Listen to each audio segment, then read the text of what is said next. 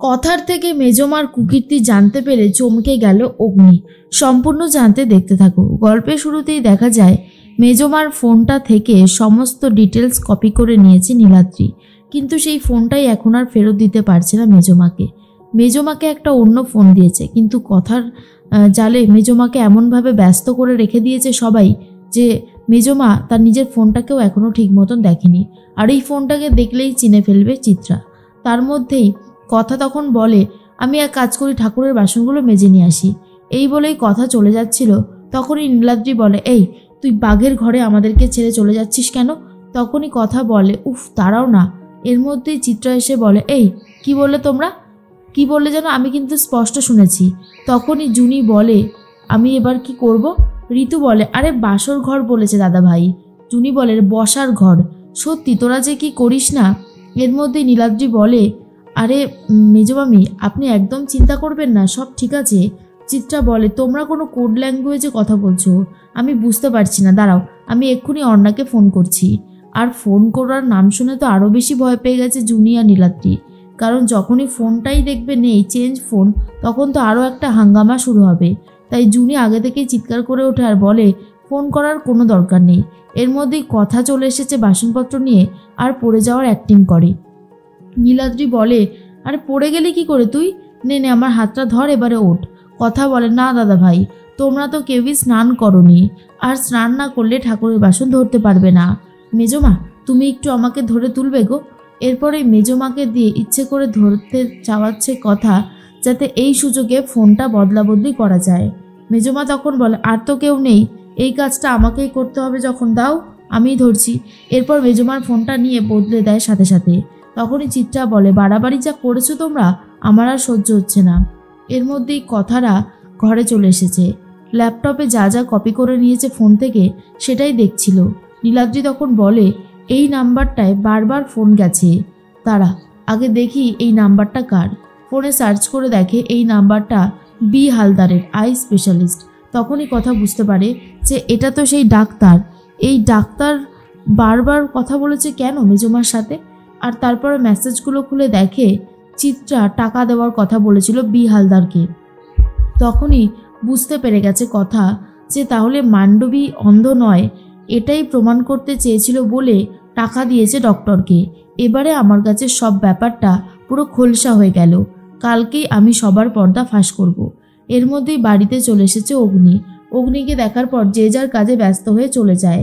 আর তখনই অগ্নি কথাকে আটকে দিয়ে বলে, ঠিক করে বলতো কি হয়েছে? আমার কিন্তু যথারীতি সন্দেহ হচ্ছে, কেউই কিন্তু আমার সন্দেহর তালিকা থেকে বাদ যাবে না। কথা তখন বলে, কি যে বলেন না পাচক মশাই, সন্দেহ করছেন কেন? কিছু তো হয়নি, সব ঠিকই আছে। অগ্নি তখন বলে, আমি খুব ভালোভাবেই বুঝতে পারছি সব ঠিকই নেই, কি হয়েছে খুলে বল, না হলে বুঝতে পারছি না। কিন্তু কথা অগ্নিকে কোনো কিছুই বলতে চায় না আর বলে, পাচক মশাই আপনি একটা কথা জেনে রাখুন, আমি যদি কোনো কথা লুকাতে চাই তাহলে জেনে রাখবেন সেটা আপনার ভালোর জন্য লুকাচ্ছি, এমনি অন্য কোনো কারণ নেই, কথাটা মাথায় রাখবেন। তখনই অগ্নি বুঝতে পারে গন্ডগোল তো কিছু একটা আছে। কি লুকাতে চাইছে কথা আমার থেকে, যেটা আমাকেও বলা যাবে না? রাত হতেই কথা ঘুমিয়ে পড়েছে, কিন্তু কথা যেহেতু বারবার করে একটা বিষয় নিয়েই ভাবছে, তাই চিত্রাকে নিয়ে স্বপ্নও দেখতে থাকে আর বলতে থাকে, মেজবা তুমি কেন করলে এমনটা? এটা কিন্তু তুমি একদমই ঠিক করনি। অগ্নি তো উঠে পড়ে শুনতে থাকে আর বলে, মেজমা কি করেছে? তাহলে কি কথা এবার মেজমাকে সন্দেহ করছে, আর সেই জন্যই আমাকে পুরো ডিটেলসে কিছু বলতে পারছে না? এখন তো মনে হচ্ছে আমি সবটাই বুঝতে পেরে গেছি। না না, এরকমটা হতে দিলে চলবে না, কথাকে একটা ভালো ডাক্তারের কাছে নিয়ে যেতে হবে। ও যদি এরকমভাবে চিন্তাভাবনা করতে থাকে, এরপর ওর শরীর আরও বেশি করেই খারাপ হবে, সেটা খুব একটা ভালো হবে না। তার মধ্যেই কথা তো ঘুমাচ্ছে। অগ্নি সকাল সকাল উঠে প্রি আর অ্যানিকে ফোন করেছে আর বলে, এক্ষুনি আয় তো তোরা। তখনই অ্যানি আর প্রি চলে এসেছে আর বলে, কি হয়েছে বিগ ব্রো? অগ্নি বলে, কথার মাথা খারাপ হয়ে গেছে, তাই আমি ভাবলাম একটা কাজ করতে হবে, এই জন্য এই দরজায় আমি তালা মেরে গেলাম, চাবিটা তোদের কাছে দিলাম। আমি একটা ভালো ডক্টরকে নিয়ে আসবো, ওর মাথাকে দেখাতে হবে, বুঝেছিস? তোর অবস্থা খারাপ। শোন, তোরা পাহারাটা দিতে পারবি তো? অর্ণার প্রি বলে, আর এমন কি ব্যাপার, অবশ্যই দেবো, চিন্তা করিস না। অগ্নি তো এরপর বেরিয়ে যায়। তার মধ্যে জুনি আর ঋতু চলে এসেছে কথাকে ডাকতে, কারণ আজকেই মান্ডবীর পর্দা ফাঁস হবে। এর মধ্যে জুনি আর ঋতু এসে দেখে কথার ঘরে তালা লাগানো রয়েছে। আর এর মধ্যেই এটা দেখার পরেই জুনি আর ঋতু জিজ্ঞেস করে, এ কি, এরা দুজন এখানে কি করছে? অর্ণা তখন বলে, খোলা হবে না দরজা, ভেতরে গোবর দেবী রয়েছে, কারণ আমাদের বিগ ব্রো বারণ করেছে। আমাদের কথা দেবীর মাথা খারাপ হয়ে গেছে, তাই একজন ডাক্তার আনতে গেছে। এরপর ঋতু বলে, কি, কথার মাথা খারাপ হয়ে গেছে? শোন, আমি বলছিলাম কি যে ওর যখন মাথা খারাপ হয়ে গেছে দরজা খোলার কোনো দরকার নেই, তোরা বরং যা, আমরা দুজন পাহারা দিচ্ছি। এর মধ্যেই তখন প্রি বলে, না আমরা কোথাও যাব না। হ্যাঁ আমরা কোথাও যাই আর সেই সুযোগে তোমরা দরজাটা খুলে দাও নাকি? সেসব কিছুই হবে না। এর মধ্যেই কথা ঘুম থেকে উঠে পড়ে ফ্রেশ হয়ে নিয়েছে, বাইরে বেরোতে যাবে, তখন দেখে অগ্নি আজকে সকাল সকাল উঠেছে। আর এটা দেখার পরেই কথা ভাবে, যাক পাচক মশাই সকাল সকাল উঠেছে, এটা দেখেও খুব ভালো লাগলো। এ কি, দরজাটা বন্ধ কেন বাইরে থেকে? তখনই জুনি আর ঋতু বলে, কি যে করে কথাকে বার করি বুঝতে পারছি না। অর্ণা আর প্রিয়া বলে, তোমাকে এখন বার করা যাবে না গোবর দেবী, বিগ ব্রো বলে গেছে এখন তোমাকে এখানে রাখতে হবে। বিগ ব্রো ডাক্তার নিয়ে আসবে, তোমাকে চেক আপ করাবে, তারপরেই তোমাকে বাইরে বেরোতে দেবে, তার আগে নয়। আর এটা শোনার পরে কথা অবাক হয়ে যায় আর ভাবে, এ কি, তাহলে আমি বেরোবো কি করে? বি হালদারের কাছে গিয়ে সবটা প্রমাণ করব কি করে?